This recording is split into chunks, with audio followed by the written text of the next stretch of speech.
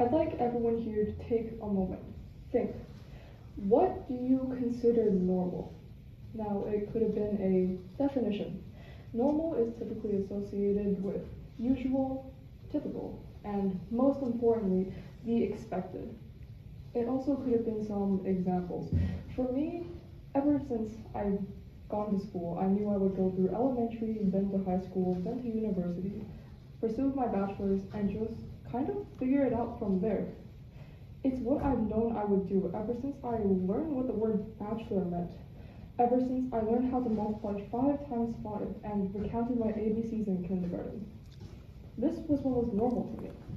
But how far does this concept of normalcy go? How deep does it run within us?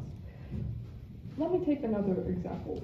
When you go to knock on a door, what do? All of us would raise our hands up to eye level, knock on the door, and we never really stop to think about why we do this, when we could just knock on the door from down here. It's the exact same result, and there really is no reason, scientifically anyway, why we would waste energy on this movement. Because there's also no one watching us doing this, as they're usually on the other side of the door. The reason we do this is because it is the societally acceptable way to knock on a door. As ridiculous as that may sound, this is the only reason.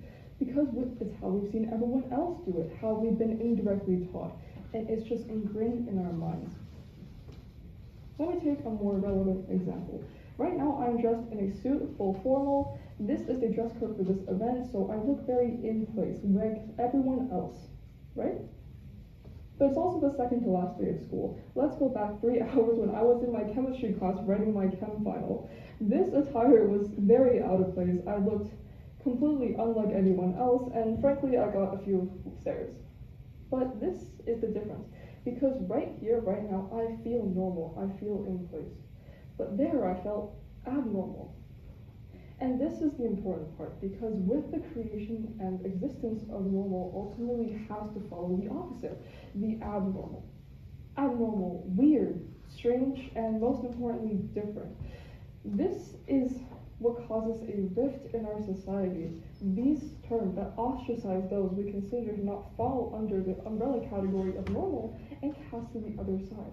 This is also what causes conformity, because people, obviously, most of us want to be normal. We want to be associated with the right side, what everyone thinks we should be. How does this affect us as people? How does this influence every opinion we have, every decision we make, every path we take in our lives? Or is it every path we think we should take? Because that's what everyone else is doing. Now, the abnormal side, almost always used in a negative association.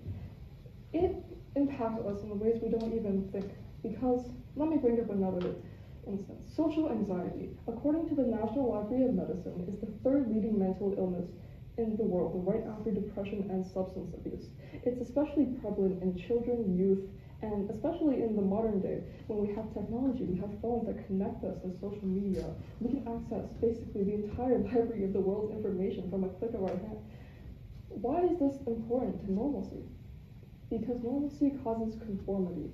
Social anxiety comes from wanting to be normal, from fitting in, not be ostracized to the other side. Its symptoms and causes come from bullying. Bullying which can happen as early as the preschool years. These children ostracize and divide other children simply for being different from what they expect. If it's from the clothes they wear, the way they talk, the way they naturally look, and the clothing, and maybe even their skin color, hair color, race, gender.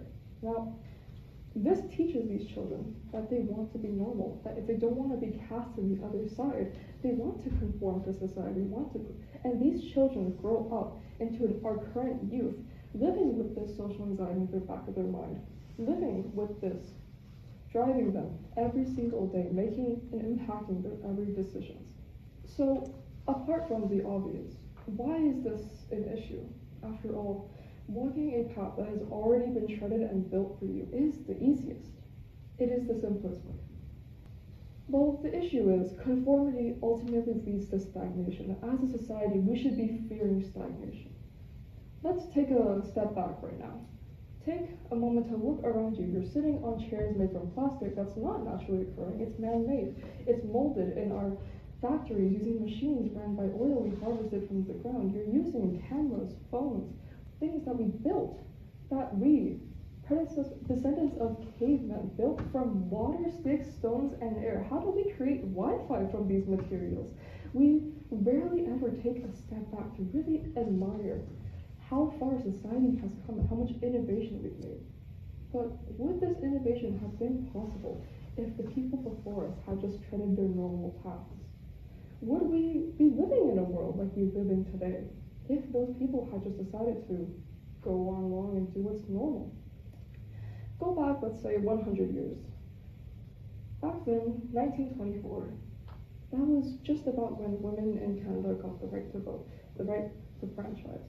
But it wasn't until after World War II when Asian women were allowed to vote. It wasn't until the 1950s when Inuit women, the people originally in this land, were allowed to vote. It wasn't until the 1960s when segregation was finally fully outlawed. That was not even 100 years ago. But that ideology, that was so normal to them, but it's so foreign to us now. That way of thinking was so normal to them. It was as normal to them as us raising our hands to knock on a door. I think you understand what I'm saying here. Because in 100, maybe even 50 years, this world and the way society functions could be unrecognizable to us now. And that's not possible if we as a society fall to stagnation. I'd like to mention her name, Mary Curie, one of the most infamous scientists of all time. She won not one, but 2 Nobel Prizes, the first woman to ever win. She even coined the term radioactivity for current scientists. She was born in 1867. She was not allowed to go to university, even though she was passionate and had a gift for these fields. She instead enrolled in an underground university and pursued her education anyway. But why did she do that? She could have just followed the normal path, adhered to what was normal for women in her time, which was staying at home, having children, raising a household. But without her being so brave and building her own new path, we might not even have the term radioactivity. It's such a foundational stone to science. Let's go back even further. Galileo, the Renaissance in Italy. Had he not taken Copernicus's theories from ancient Greece and researched them, gone against what the church was teaching, because back then, everyone still believed that the sun rotated around the earth.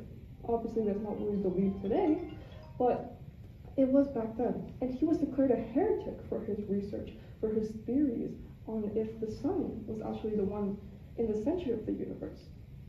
He was put on house arrest until the end of his life. But yet he still went against what was normal in his time, built his own path. Without his findings, we wouldn't have the current foundations of modern astrophysics. And that's what's so important about not conforming, not adhering to stagnation, but searching for innovation and growth. These people, Marie Curie, Galileo, they were not remembered for being normal. The people you learn about in your socials classes, see in museums, see their portraits hanging along the walls of these institutions. They were not remembered for being normal. You will not be remembered for being normal, but rather the exact opposite. And that's something amazing to think about. I like to finish with some words from Ralph Waldo Emerson, and that is, to be yourself in a society where they're trying to make you anything else is the greatest accomplishment. Thank you.